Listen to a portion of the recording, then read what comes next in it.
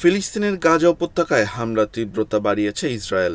শহরে ভারী কামানের গোলাবর্ষণ এবং ইসরায়েলি সাজোযান থেকে অবিরাম গুলিবর্ষণ চলছে। সব মিলিয়ে নিহতের সংখ্যা প্রায় ৫১,০০০-এ পৌঁছেছে। বান্ডেল থাকলে প্রতি সেনমানিতে টাকা বাঁচবে। বিকাশ সেনমানি বান্ডেল কিনে জিতুন প্রতি লেনদেনে। আল জাজিরা আজ মঙ্গলবার এসব তথ্য জানিয়েছেন। সংবাদ মাধ্যমটি বলছে, স্থানীয় সময় সোমবার আরও ১৫ প্রাণহানির ঘটনা ঘটেছে। টানা হামলা চালাচ্ছে ইসরায়েলি বাহিনী। গাজার দক্ষিণে খান ইউনিসের পূর্বে অবস্থিত আবাসান শহরের আবাসিক বাড়িগুলোতেও ইসরায়েলি বাহিনীর প্রচণ্ড গোলাবর্ষণের খবর পাওয়া গেছে। ইসরায়েলি আক্রমণাত্মক হেলিকপ্টার এবং কামানগুলো গাজা শহরের সুজাইয়া পাড়াকে লক্ষ্যবস্তু করেছে।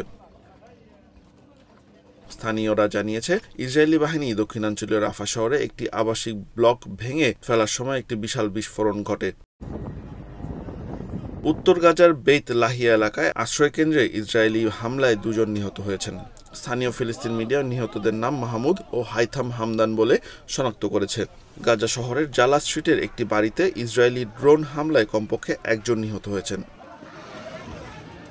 এদিকে গাজায় ইসরায়েলি হামলায় নিহতের সংখ্যা প্রায় ৫১,০০০-এ পৌঁছেছে বলে স্থানীয় কর্তৃপক্ষ জানিয়েছে। আহতের সংখ্যা লাখেরও বেশি। ২০২৩ সালে ৭ অক্টোবর ইসরায়েলে হামলা চালায় গাজার স্বাধীনতাকামী গোষ্ঠী হামাস। এতে ১২০০ ইসরায়েলি নিহত এবং ২৫১ জনকে জিম্মি করা হয়। ওই দিন থেকেই গাজায় ব্যাপক হামলা শুরু করে ইসরায়েল। হামাস পরিচালিত স্বাস্থ্য মন্ত্রণালয়ের তথ্য অনুযায়ী এর মাঝে গত ১৯ জানুয়ারি থেকে যুদ্ধবিরতি কার্যকর হলেও ১৮ মার্চ থেকে গাজায় ইসরায়েলের আক্রমণ পুনরায় শুরু হয়।